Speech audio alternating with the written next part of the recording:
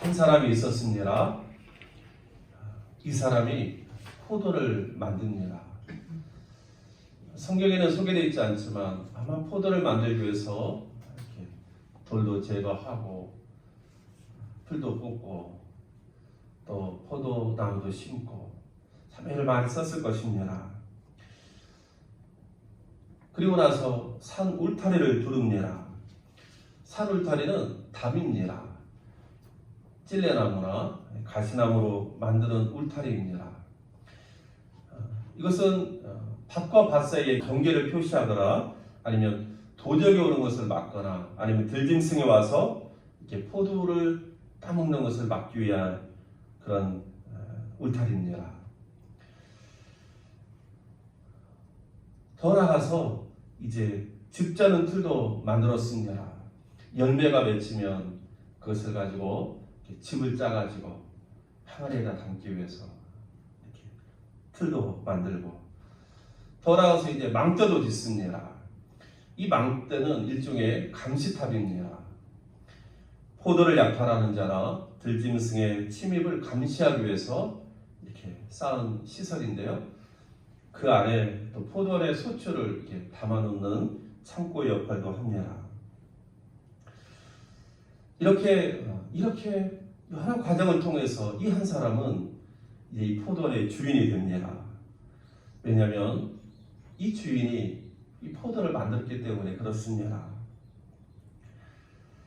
그런데 우리가 이 말씀을 이렇게 보면 이 한 사람은 이 포도원의 주인이 되기까지 참 많은 수고를 하는구나 하는 것을 우리가 생각해 봅니다. 주인이 된다는 것은 그냥 쉽게 되는 것이 아닙니다.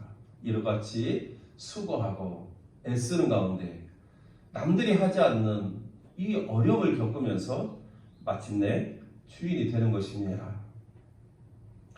그런데 이 사람이 이제 농부들에게 자신이 이렇게 힘들어서 만든 이 좋은 포도를 이제 세를 주고 다른 나라로 떠납니다. 이 사람, 이 포도의 주인이 누구를 가리킵니까? 바로 하나님을 가리킵니다. 그리고 이 포도원은 이스라엘을 가리킵니다.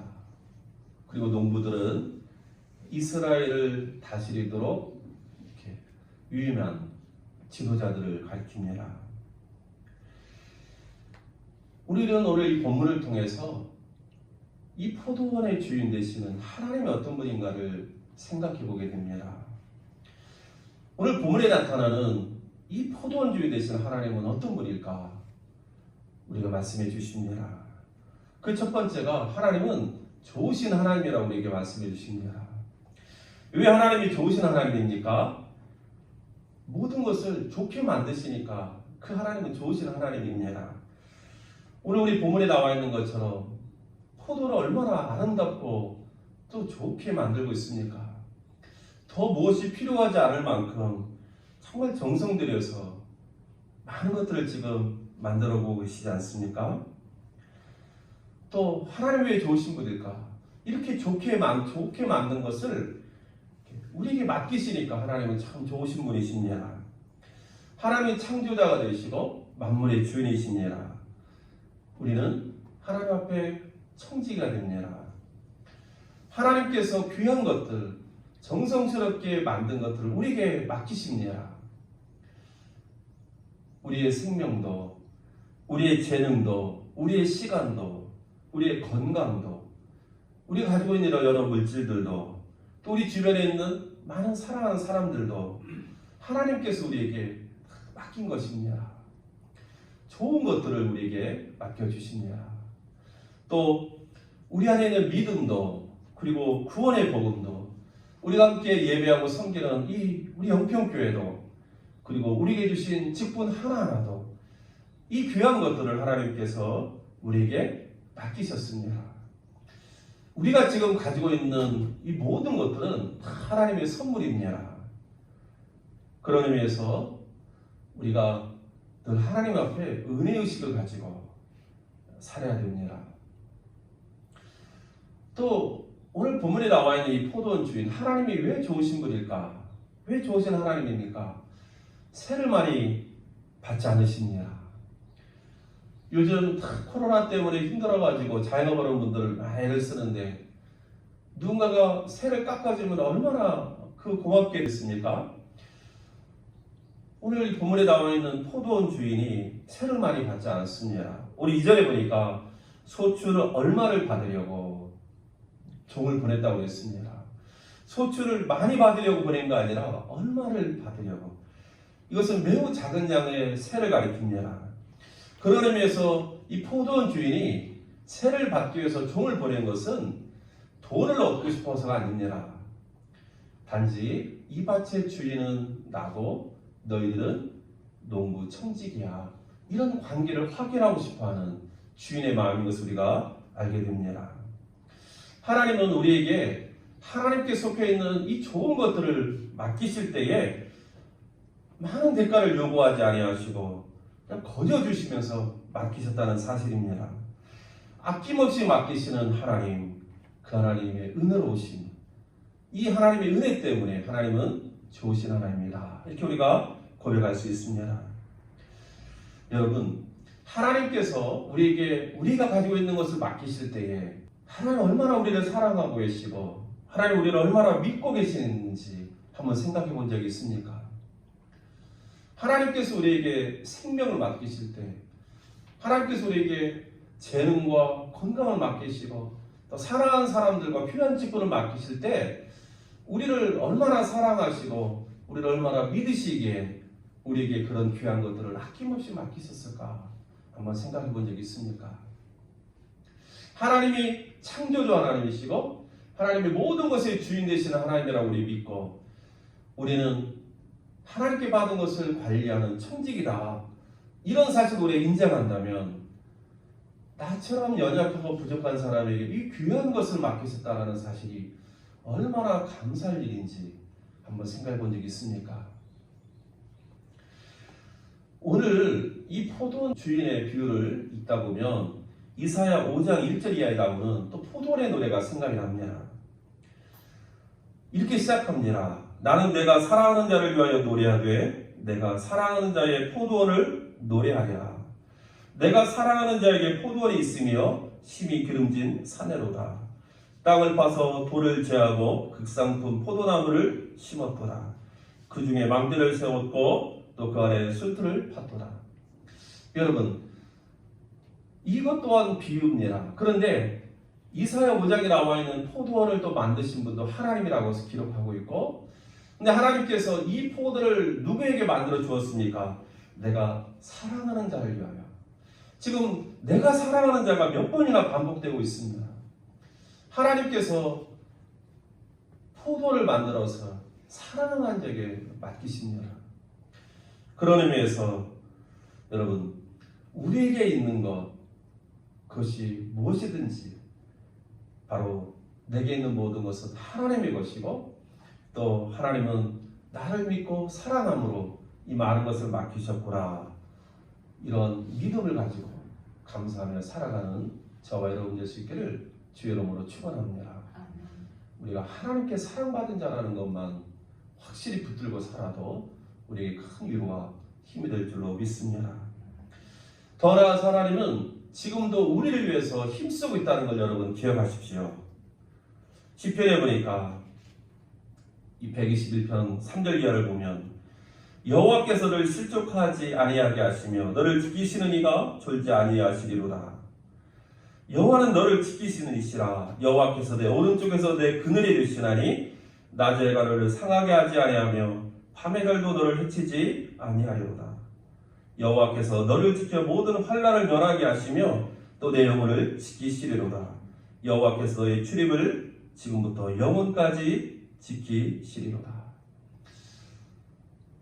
하나님께서 지금도 우리 모두에게 이와 같이 역사하고 계신다는 사실입니다.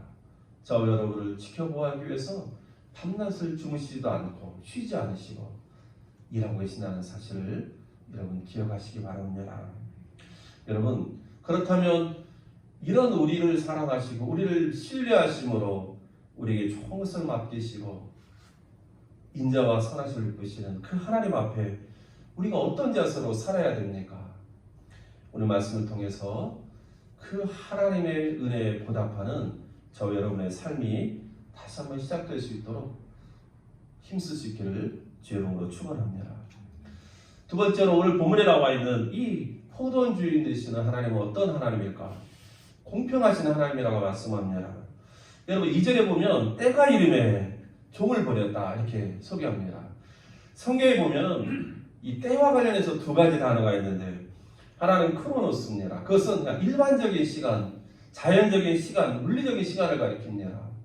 흘러가는 시간을 가리킵니다. 그런데 카이로스라는 표현을 쓸 때가 있는데 이것은 분명하게 딱 정해져 있는 시간입니다. 이것은 하나님 앞에서 결정적인 어떤 사건이나 순간을 의미하는 그런 시간입니다. 오늘 본문의 때가 바로 이 카이로스의 시간입니다. 그러므로 때가 이르렀다는 것은 어떤 결정적인 순간에 도달했다 이런 의미입니다. 그런데 이 원문에 보면 이 때 앞에 바로 그라는 의미가 또 덧붙여 있습니다. 그러니까 때가 임했다는 것은 바로 그때가 임했다 이런 뜻입니다. 어떤 때입니까? 포도원 주인과 농부가 합의한 시간입니다. 일반적으로 포도를 짓고 수확을 얻기까지는 4, 5년이 걸린다고 합니다. 그렇지 않겠습니까? 포도나무 심고 그 자라고 열매가 좀 튼실하게 맺히기 위해서는 시간이 필요하겠죠. 그러므로 약속한 때가 이뤘다는 것은 한 4, 5년이 지났고 그래서 이제는 열매가 좀 맺혀서 뭔가를 얻을 수 있는, 뭔가를 요구할 수 있는 때가 되었다. 그런 의미를 담고 있습니다. 여러분, 오늘 본문에 나와 있는 이 포도원 주인은요, 아무 때나 와가지고, 그리고 갑자기 와가지고 새를 요구하는 것이 아니라는 것입니다.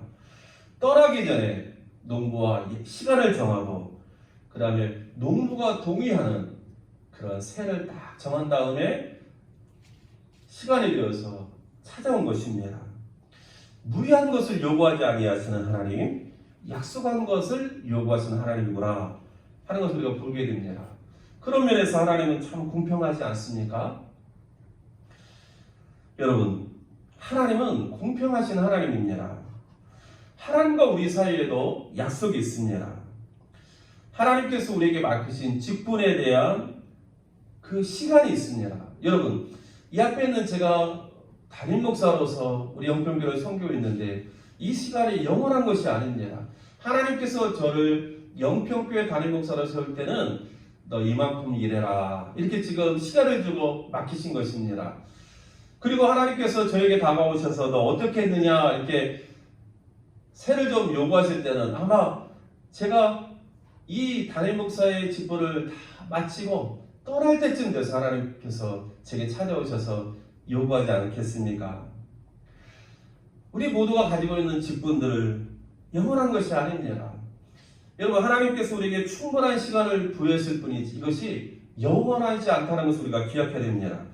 이야기는 무슨 말이냐면 언젠가 우리가 가지고 있는 이 모든 직분을 마치게 되고 그때 하나님께서 우리에게 다가오셔서 우리에게 합당한 열매를 찾으실 때가 있다 하는 것을 우리에게 말씀해 주고 있습니다. 더 나아가서 궁극적으로 하나님과 우리 모두에게는 피할 수 없는 약속의 시간이 있는데 그것이 바로 죽음의 시간입니다. 여러분, 언젠가 죽음이 있다라는 것은 지금 우리가 사는 날들이 하나님께서 에게 부여해 주신 이런 기회의 시간들이라는 것을 우리가 이해해야 됩니다.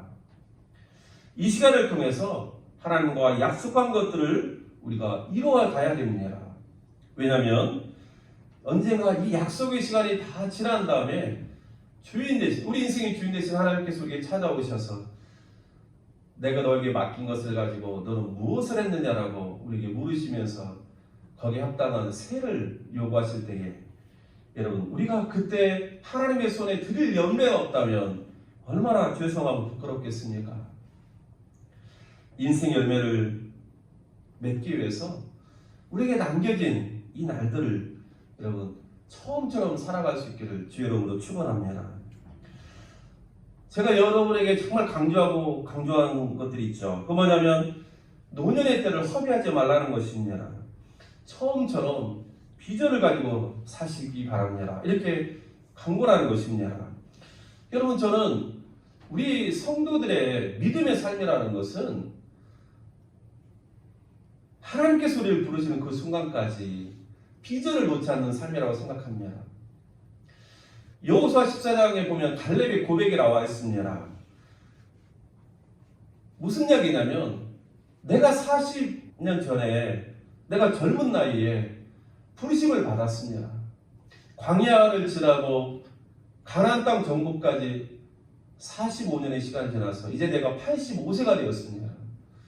그렇지만 나는 여전히 45년 전에 나를 부르셨던 그 하나님의 부름을 가지고 지금도 살고 있습니다. 그러면서 이렇게 이야기 않습니까? 모세가 나를 보내던 날과 같이 오늘도 내가 여전히 강건하니 내 힘이 그때나 지금이라 같아서 싸움이나 출입에 감당할 수가 있으니 그날의 여호와께서 말씀하신 이 산지를 지금 내게 주소서. 여러분 85세의 고령의 나이지만 그 마음이 시들지 않았기 때문에 나 여전히 강건합니다. 하나님께서 그날에 내게 주셨던 이 산지를 내게 주십시오. 내가 취하겠습니다. 믿음으로 지금 선포하며 나가는 것입니다.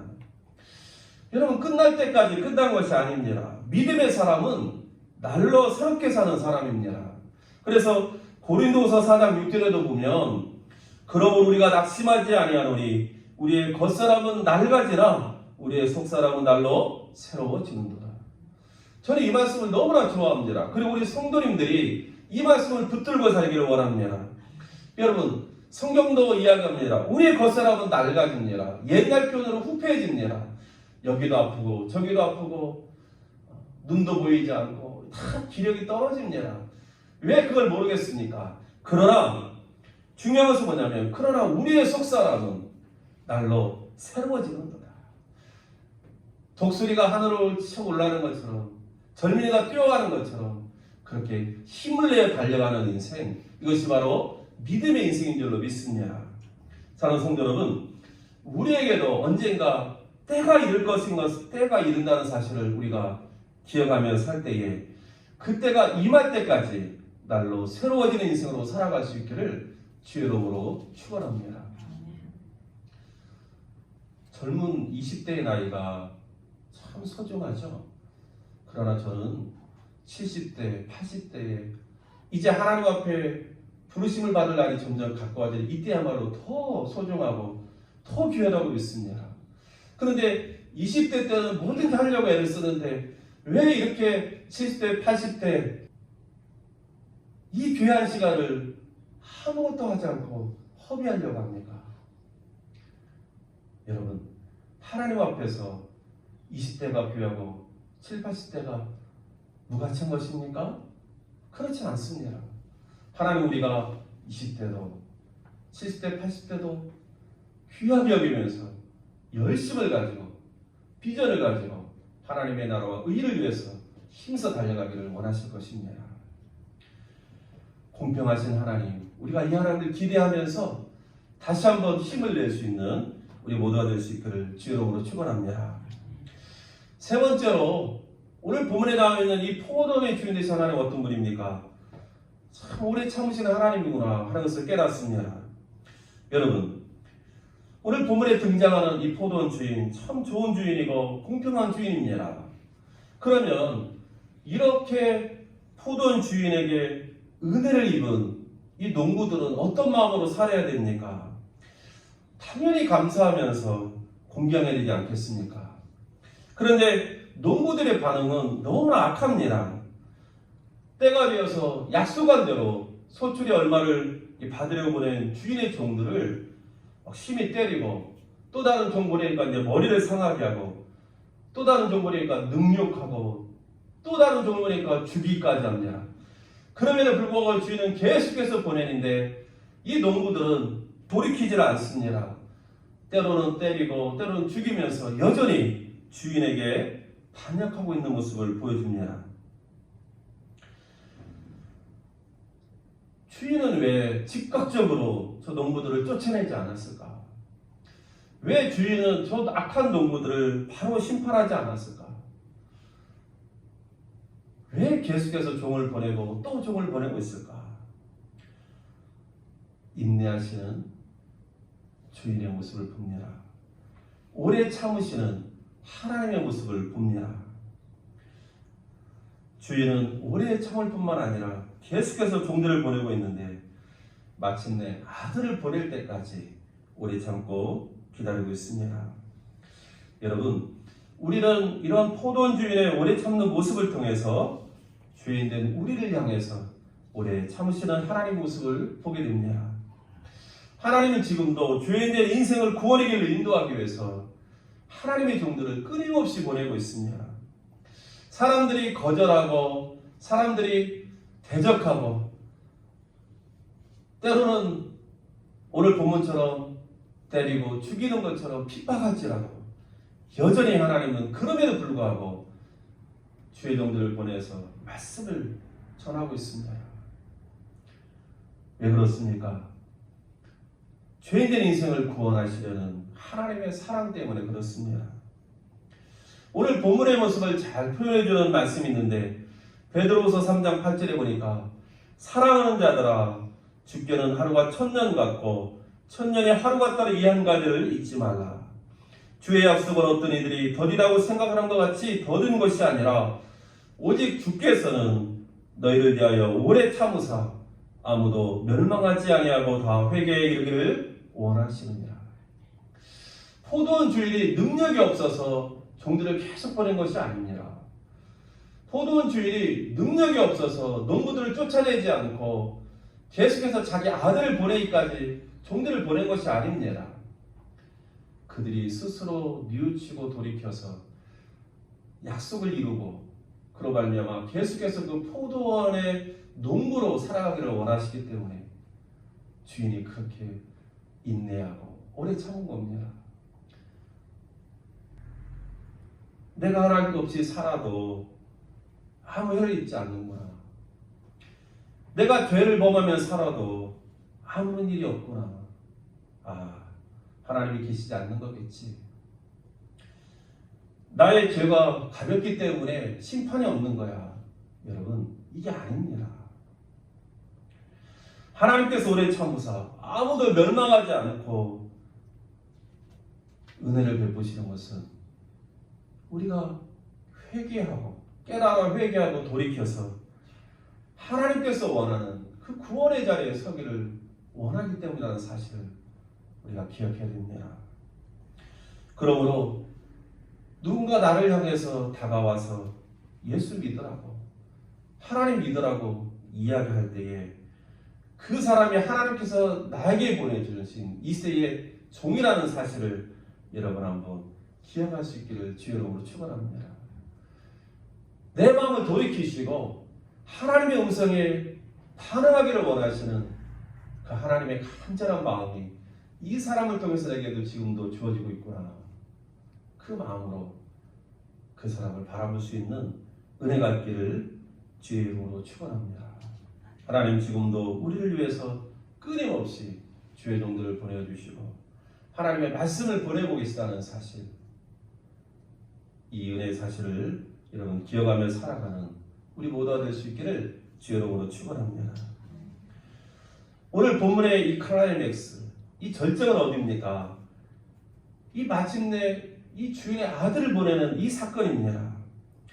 이 아들은 사랑하는 아들이라고 고백하고 있습니다. 포도원 주인에게 있는 사랑하는 아들, 그 아들까지 보냅니다. 왜요? 농부들을 위해서, 그 농부들이 여전히 그 땅에서 농사짓고 살아갈 수 있도록 하기 위한 주인의 마음입니다. 여러분, 그런데 어떻게 합니까? 농부들이 그 아들까지 죽여버립니다. 왜 농부들이 이렇게 어리석고 악하게 행동합니까? 그것은 이 농부들이 잘못 생각하고 오해하는 것이 있습니다. 그게 뭐냐면 이 아들을, 상속자를 없애버리면 이 포도원이 자기들의 것이 될 거라고 생각하고 더 나아가서 포도원 주인이 무능하다고 생각하는 것입니다. 종들을 보내면 때려 죽이고 보내는 그런 상황 속에서 이 주인이 자기 아들을 보냅니다. 아니 농부를 생각할 때 아니 참 이 주인 무능력하고 바보 같지 않아? 우리가 그렇게 대적하고 때리고 죽여서 보내는데 그 아들까지 보내다니 참 무능력합니다. 어리석은 농부들의 생각입니다. 이 포도원의 주일이요, 인내하고 인내하는데 그 아들 사랑아들이 죽어지게 됐을 때 이제는 더 이상 인내하지 않습니다. 어떻게 합니까? 오늘 9절의 말씀 보니까 포도원 주인이 어떻게 하겠느냐, 와서 그 농부들을 진멸하고 포도를 다른 사람들에게 주리라. 그 다 쫓아내버리는 것입니다. 포도원 주인은 무능력한 자가 아니라 심판할 줄 아는 심판주 하나님이라는 것을 우리에게 말해주고 있습니다. 여러분, 오늘 본문에서 이 사랑아들은 예수 그리스도를 가리킵니다. 무슨 말이냐면 하나님께서는 마지막에 그 아들을 보내기까지 저와 여러분을 사랑하시고 저희들을 향해서 인내하면서 기다렸던 것입니다.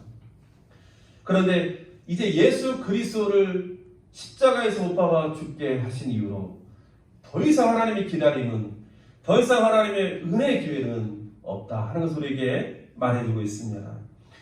하나님의 구원은 예수 그리스도가 마지막 히든 카드입니다. 이 예수의 카드마저 버린다면 그 인생은 더 이상 소망이 없는 것을 우리에게 말해주고 있습니다. 왜 우리가 예수 그리스도를 믿어야 합니까? 오늘 본 것처럼 예수님은 하나님의 아들이시고 하나님께서 세우신 바로 머릿돌이기 때문에 그렇습니다. 모퉁이 돌의 머릿돌. 사람들이 버린 돌이었지만 하나님께서 그 돌을 주워다가 건축물에 머릿돌을 삼으셨던 분, 바로 예수 그리스도입니다.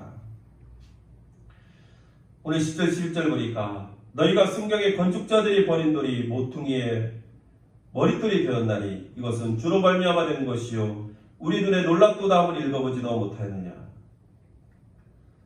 예수님께서 사람들에게 버림받아 십자가에 죽으셨지만 하나님께서 다시 살리셔서 부활의 주가 되게 하시고 구원의 주가 되게 하셨습니다. 사람들이 버린 그 돌이 건축물의 모퉁이 돌 되게 하셨다. 그래서 우리는 예수 그리스도를 믿어야 되는 것입니다. 여러분, 이사야 8장 14절 이하를 보면은요, 또 다른 돌이 나옵니다. 그것은 무슨 돌이냐면 걸림돌이고 걸려 넘어지는 반석이라고 소개합니다. 돌이 두 종류로 역사합니다. 예수 그리스도가 두 종류로 역사합니다. 예수님을 받아들이는 자들에게는 건축물의 머릿돌이 되게 하시지만 예수님을 대적하고 영접하지 않는 자들에게는 예수님은 걸림돌이 되십니다. 아들을 주기까지 주인을 대적하는 농부들에게 포도원 주인은 어떻게 해야 됩니까? 포도원 주인은 어떻게 합니까? 진멸하고 쫓아내버리고 그 땅을 다른 사람에게 줍니다.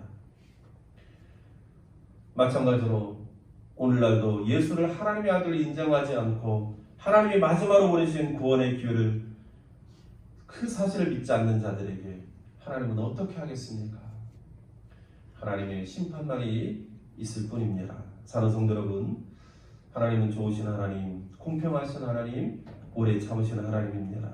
하지만 마지막으로 보내신 하나님의 아들을 공경하지 않고 대적하는 자들에게는 심판하시는 두려우신 하나님이라는 사실도 우리가 알고 믿을 수 있기를 주의 이름으로 축원합니다. 오늘 예수님의 이 비유의 말씀이 나와 우리를 향한, 그리고 지금도 우리를 부르고 계시는 하나님의 음성이 될 수 있기를 주의 이름으로 축원합니다. 함께 기도하겠습니다. 하나님이 참 왜 좋으신 분인지, 왜 공평하신 분인지, 왜 오래 참으시는지 깨닫게 해주시니 감사하고, 심판하시고 두려우신 하나님 되심을 일깨워 주시니 감사합니다. 지금도 우리를 부르시는 그 주님의 음성을 듣고 믿음으로 반응하는 우리 모두가 될 수 있도록 인도하여 주옵소서. 예수 그리스도의 이름으로 기도하옵나이다. 아멘.